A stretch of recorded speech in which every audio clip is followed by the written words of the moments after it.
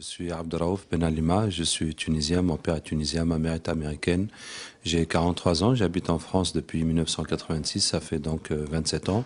Je suis ingénieur en statistique et économie, j'ai été champion olympique en mathématiques. J'ai aussi une maîtrise d'arabe, je suis aussi Hafiz al-Quran, je suis éditeur, traducteur et auteur d'une vingtaine d'ouvrages dans les éditions Le Figuier le Figuier que j'ai fondé. Et je suis aussi raqi professionnel, donc soignant des maladies mystiques, de sorcellerie, de djinn, de mauvais œil. Avec le Coran et la Sunna du prophète, sallallahu alayhi wa sallam, je passe le plus clair de mon temps en Afrique dans des campagnes de ruqya pour soigner, former et installer des centres de ruqya. Alors vous êtes soignant, est-ce qu'on peut dire de vous que vous êtes un guérisseur? Oui, guérisseur est le terme, on peut dire guérisseur religieux, guérisseur coranique. Il faut savoir que Allah tabaraka wa ta'ala a préféré les hommes aux djinns.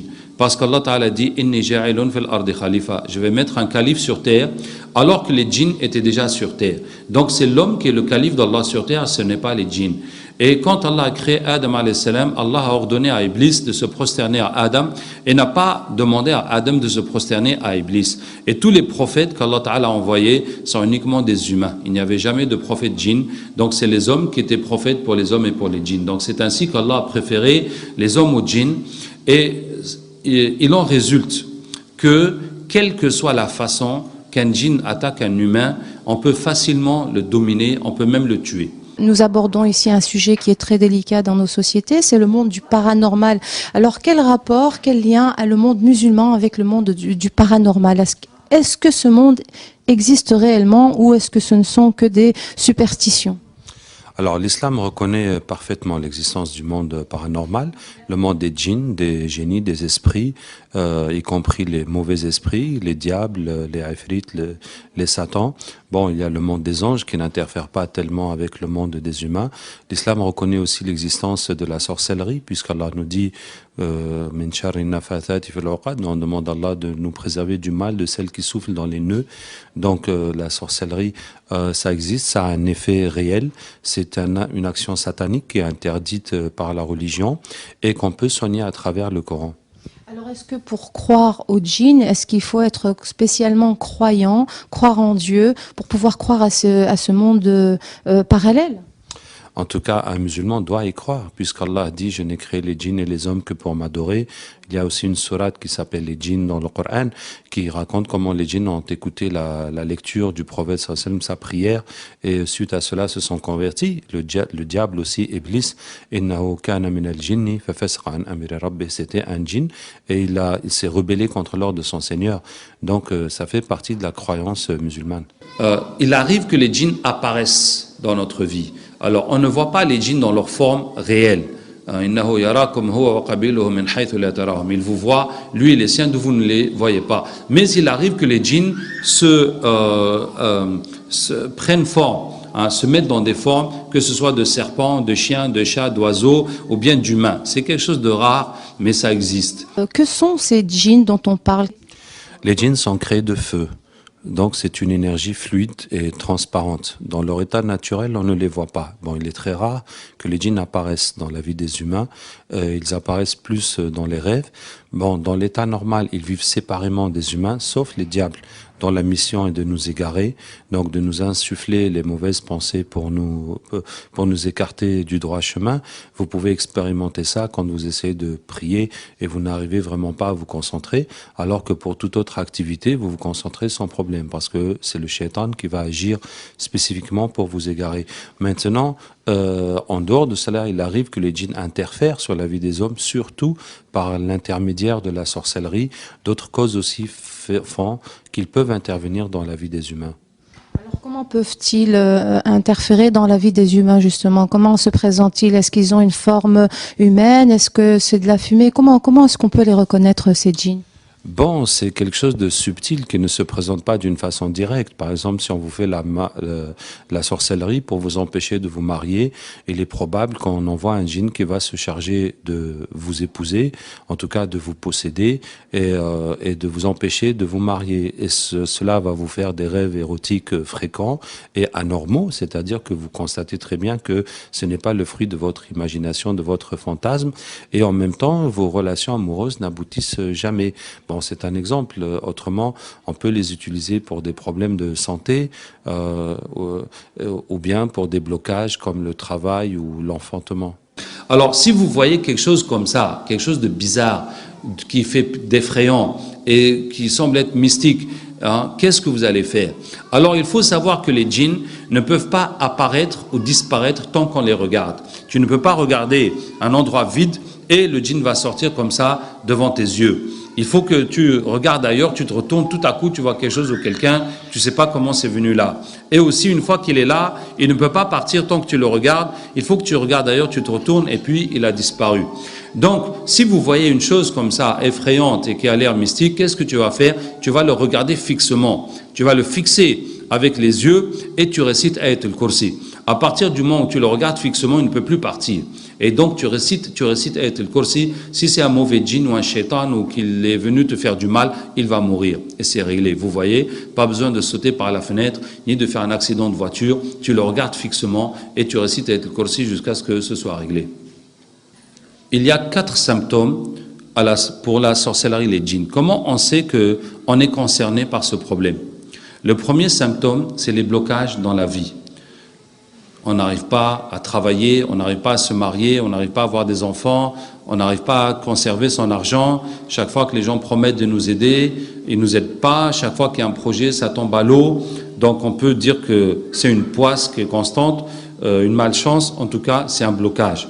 C'est ce que Allah Tabaraka wa Ta'ala dit « Wa min sharri nafathati fil uqad » On demande à Allah de nous préserver du mal, de celles qui soufflent dans les nœuds. Ça veut dire qu'on a attaché ta vie, on a fait du nœud, des nœuds symboliquement pour attacher ta vie. Donc ta vie est bloquée, tout ce que tu essaies de faire, ça n'avance pas. Le deuxième symptôme, c'est les problèmes de santé anormaux. On a des douleurs, on a des maladies bizarres et on va chez les médecins, ils ne comprennent pas. On fait des analyses, on ne trouve rien, on prend des médicaments, ça ne part pas. Comme des filles qui font des crises dans les écoles. Alors, en tout cas, en Afrique, c'est presque dans tous les pays, il y a des épidémies de crises d'épilepsie dans les écoles. Et à chaque fois, ce sont des djinns qui demandent des sacrifices, qui vont prendre en otage l'école à travers les filles, et ils vont prendre les filles qui ont déjà de la sorcellerie, et puis donc jusqu'à ce que ça va vraiment bloquer le fonctionnement de l'école, jusqu'à ce qu'ils aillent consulter des devins ou des voyants ou des sorciers ou des marabouts qui vont leur dire que oui, les djinns sont là, ils veulent que vous fassiez tel sacrifice et qu'il faudra renouveler ça chaque année pour que vous fassiez la paix avec eux. Et malheureusement, subhanallah, même les gens musulmans, ils vont tomber dans le shirk, la hawla wa la quwwata illa billah. La plupart du temps, ils vont le faire parce que malgré tout, la ruqya n'est pas assez développée et souvent, même quand elle est là, elle n'est pas assez efficace pour résoudre le problème. Comme les filles qui tombent à l'école, comme les gens qui ont des plaies. Alors, en tout cas en Afrique, vous allez voir beaucoup de maladies bizarres qui ici n'existent pas, et notamment ces plaies incurables. Donc, on a eu un patient qui avait une plaie, c'est une grande plaie qui est ouverte et qui est liquide, ça veut dire ça dégouline et des fois ça pue, etc. Et il avait ça depuis plus de 50 ans. C'est quelque chose d'inimaginable. Et ça défie vraiment la médecine. Comment on peut avoir une plaie ouverte sans qu'il n'y ait eu de cause à la base, il n'y a pas eu de coupure ou d'accident, et la plaie est née, puis elle s'est ouverte, elle est immense, et ça reste comme ça pendant des années, ça pourrit pas, et puis ça se guérit pas. Bon. Comme aussi, si vous avez mangé la sorcellerie, ça va vous faire mal au ventre. Si vous avez marché sur la sorcellerie, ça va vous faire mal dans les jambes. Le troisième symptôme, c'est les états mentaux anormaux. Ça veut dire qu'on s'énerve trop, ou on est triste, ou on a peur, ou on oublie, ou on se mélange les idées, ça peut aller jusqu'à la folie. Et le quatrième symptôme, c'est les cauchemars. Les cauchemars, ça fait que tout ce qu'on va vous faire en sorcellerie comme djinn, ça va sortir dans les rêves. Donc tu rêves qu'on te poursuit, tu rêves des serpents, des chiens, des bœufs, des morts, tu rêves des sorciers, des rituels de sorcellerie, de la viande. Tu rêves aussi de l'eau, tu rêves de monter ou voler ou descendre ou tomber, on rêve des voyages, des véhicules, on rêve aussi des rêves sexuels. Donc voici les symptômes qui montrent qu'il y a la sorcellerie. Alors une personne qui a les symptômes dont vous parlez, est-ce qu'elle doit d'abord aller voir un guérisseur ou doit-elle d'abord aller voir un médecin? Bon, la plupart des gens qui viennent chez nous viennent après avoir épuisé les solutions médicales. Donc, bon, le réflexe de la majorité, c'est d'aller voir un médecin quand il voit que ça n'aboutit pas et puis que ça n'a pas d'explication. C'est là qu'il va rechercher d'autres genres de solutions. Bon, sauf ceux qui n'arrivent pas à se marier ou n'arrivent pas à travailler. Ce n'est pas un problème physique qui pourrait relever de la médecine. Je vous dis que, bon, c'est seulement avec l'expérience, quand on a compris comment ça fonctionne, ou bien quelque chose qui est flagrant, vous êtes allé dans une fête, vous avez mangé quelque chose, puis ça vous a fait un problème, donc vous doutez que c'est quelque chose de mystique, que vous allez directement dans la solution mystique. Autrement, la plupart des gens vont passer par la médecine d'abord. Alors, pour aller vers un guérisseur, quels sont les critères pour reconnaître un bon d'un mauvais guérisseur? Alors, effectivement, il y a beaucoup de charlatans et puis il y a beaucoup de sorciers qui se passent pour des guérisseurs et qui ont les apparences de la religion. C'est très malheureux, mais c'est une réalité que nous vivons. Donc, il faut vous assurer que la personne soigne d'une façon conforme à l'islam. Alors, il y a 4 choses qui relèvent du shirk, qui relèvent de l'associationnisme et qu'il ne faut pas faire, qui sont porter des amulettes, des gris-gris de protection ou de guérison, des bagues ou des bracelets aussi de chance et de protection, utiliser des noms de djinns dans des écritures ou bien dans des invocations ou dans des dhikrs et aussi des sacrifices faits pour les djinns. Donc ça, c'est les choses qu'il faut laisser. Et donc il faut aller vers une personne qui vous soigne par le Coran, qui ne va pas vous prédire l'avenir, ni même les choses du passé. Pour résumer, il y a 4 choses qui sont du shirk et que beaucoup de musulmans ne savent pas. D'abord, c'est les gris-gris, les talismans qu'on attache sur son corps ou qu'on porte dans son porte-monnaie ou qu'on met dans la maison, qu'on attache, qu'on enterre quelque part. Deuxièmement, les bagues ou les bracelets de protection ou de chance. Donc on ne parle pas des bijoux de décoration, on parle de ce qui est fait pour protéger ou pour porter chance. Et troisièmement, utiliser les noms des djinns,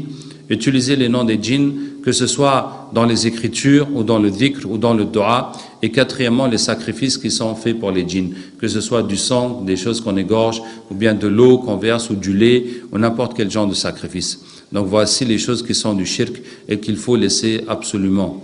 Qu'Allah Ta'ala nous aide. Et à ceux qui ne maîtrisent pas l'arabe, même ceux qui maîtrisent l'arabe, je dois vous dire que si vous lisez des invocations complexes, des invocations qui ne sont pas dans les hadiths, qui ne sont pas dans le Coran, il faut vraiment vous assurer des paroles que vous êtes en train de lire. Que ce sont des paroles justes, que ce sont des paroles acceptables par l'islam. Ça veut dire qu'il n'y a pas de limite pour faire des invocations.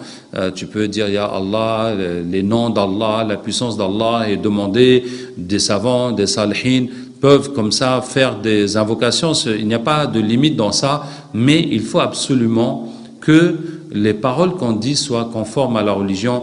Et je vais vous donner 2 exemples. Je vais m'étendre un peu sur ce cas parce que je découvre de plus en plus des gens qui ont trouvé des invocations dans des livres et qui les répètent et puis qui pensent qu'ils ont trouvé une super invocation qui marche alors que c'est du shirk. Je vous donne un premier exemple. C'était une sœur qui m'a montré un dua qu'on lui a donné qui consiste à faire 4 rak'at. Dans la première rak'at, lire Ayat al-Nur, Allahu Nuru as-samawati wal ard 10 fois, dans la deuxième 20 fois, dans la troisième 30 fois, dans la quatrième 40 fois, et après dire La ilaha illallah, je ne sais pas, c'est 200 ou 300 fois, et puis l'istighfar, salat al-Nabi, sallallahu alayhi wa sallam, et puis de faire une salat particulière, Allahumma salli ala Sayyidina Muhammadin, as-sabiqi lil khalqi nuruhu, wa rahmatan lil alamin dhuhuruhu. Et Allah prie sur notre maître Muhammad, sallallahu alayhi wa sallam, dont la lumière précède la création. Et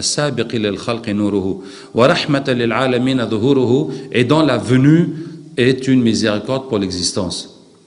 Donc, que le prophète sallam soit une miséricorde pour l'existence, c'est le Coran qui le dit, mais que sa lumière précède la création, là, il y a un problème. Parce que si on dit que la lumière du prophète sallallahu alayhi wa sallam était avant la création, ça veut dire que ça ne fait pas partie de la création. Est-ce que vous voyez? Ça veut dire que ça ne fait pas partie de la création. Ça veut dire que la lumière du prophète sallallahu alayhi wa sallam, elle était avant la création, donc ça ne fait pas partie, ce n'est pas une créature. Donc ça fait partie du créateur. Est-ce que vous voyez? Donc c'est un blasphème. Donc c'est du kufr. C'est du kufr de dire que le prophète sallallahu alayhi wa sallam ou sa lumière existait avant la création. Donc il n'est pas une créature. hein, à ce moment-là. Et on a ramené les djinns qui étaient associés à cette invocation. Parce que chaque fois qu'on fait un péché, et à plus forte raison, chaque fois qu'on fait du shirk, il y a toujours des djinns dedans, il y a toujours des shayatines dedans. Et on les a ramenés, et puis effectivement, ça veut dire tout ce dua, c'était tout ce montage, c'était pour introduire cette petite parole de mécréant.